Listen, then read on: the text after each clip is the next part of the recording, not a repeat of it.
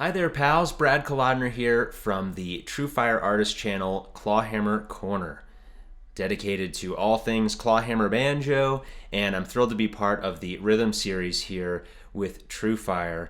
And I'm looking forward to showing you a really cool technique that I use all the time when playing Clawhammer Banjo that can be used whether you're playing a song or whether you're playing backup. And it's a really useful rhythmic tool that I use to create more space in my playing. The basic Clawhammer strum is the bum Diddy, right?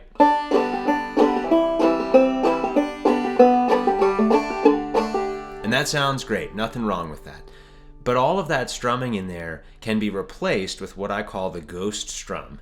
And it's a really useful way to create more melodic space in your playing, which adds a nice percussive element as well. So the ghost strum is basically when your hand hits the head of the banjo instead of hitting the strings on the strum. It sounds like this.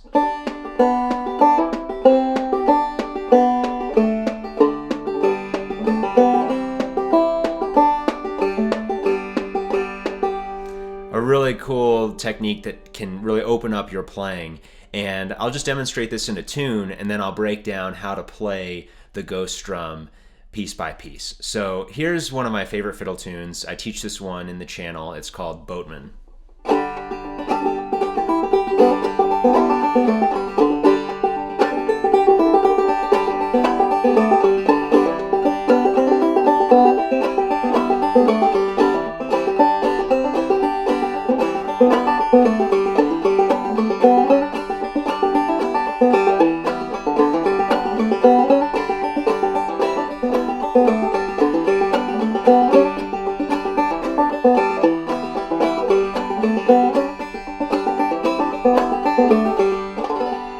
And that's with basically no ghost strums. That's just strumming through on all of the bum ditties, the basic rhythmic building block of Clawhammer Banjo.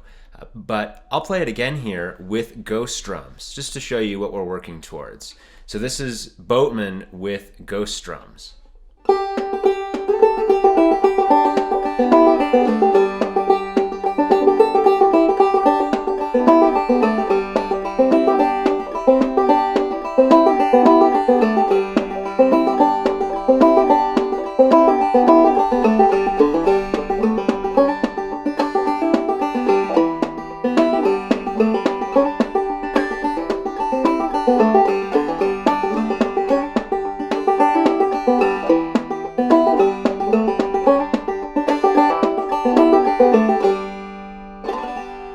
Notice how much different that is. It really clarifies the melody, and it's a really useful tool not only for percussion, but as a rhythmic vehicle to keep your tune chugging along. It adds a really nice tapping sound that you get from your nails hitting the head, but it's also really nice for clarifying the melody of the tune that you're playing instead of having it cluttered with those strums, which can sound great, but it's nice to be able to remove them. So I'll show you how to do the ghost strum here.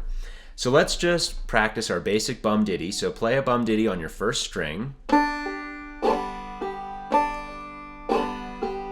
when you do the bum ditty, make sure that when you strum through, that your hand goes all the way through into the head and doesn't just hit the strings and then kind of open up like this, but rather falling down so that when you brush through the strings, your hand lands on the head. That's the general motion that I use when I'm playing Clawhammer, this kind of in and out motion instead of a strumming up and down motion, but rather an in and out pattern. So when I'm playing my bum ditty, my hand is always kind of going in and out of the head, pivoting on this armrest, moving my elbow in and out. Okay, now what I'd like us to try is skipping the strum and hitting the head of the banjo instead. So it'll sound like this. But you still play that fifth string just like a bum ditty.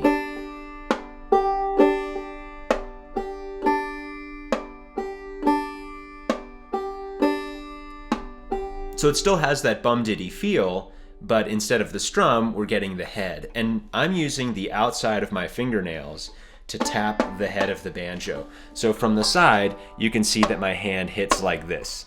It's not like tapping with the tips of my fingers, but rather the outside of my fingernails. Okay, here it is a little bit faster now. Let's try it together.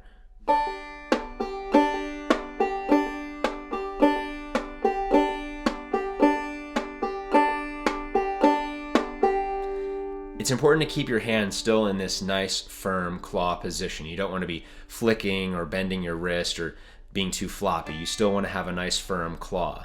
So an exercise that you can do to sort of practice this on any string is to go 1, 2, 3, 4. And this really helps teach you that in and out motion because you have to hop over the strings. And notice how when we do this ghost drum, the note that you strike is really clear. It rings out for a while. So that note essentially is highlighted as opposed to and now.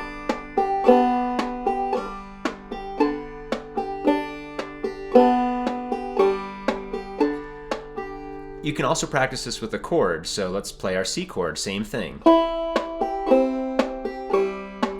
Back to G. C again. G.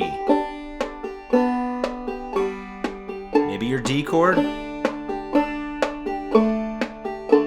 Back to G. Great.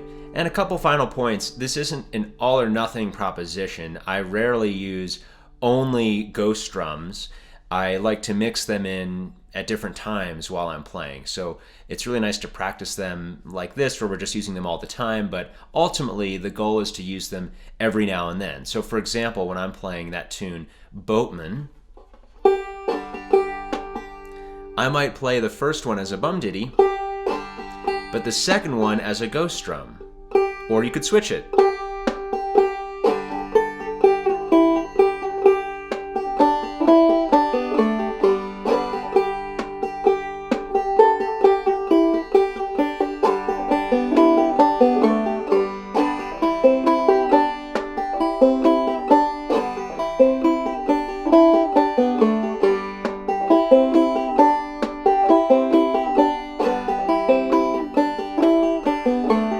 Notice how in those first two parts of the tune, I mixed it up throughout. Sometimes I strummed, sometimes I did a ghost drum. But because my arm is still moving in this pattern, this rhythmic variation that we can throw in is pretty malleable, and you can use it at different times in your playing. I find that it's nice when I'm playing with other people to use it when I'm really trying to highlight the melody that I'm playing. But if I'm also trying to provide more of a rhythmic driving sound with the strums, I'll leave in the strums. So really it's up to you when and where you use it, but it's certainly a great rhythmic tool to weave into your playing. And I hope you have fun with that. And consider checking out my channel, Clawhammer Corner, for lesson videos, tune tutorials, performance videos, and lots of tab as well. I'm really excited to be part of the TrueFire team, and I hope you enjoyed this rhythm lesson for Clawhammer Banjo. I'm Brad Kolodner, saying so long.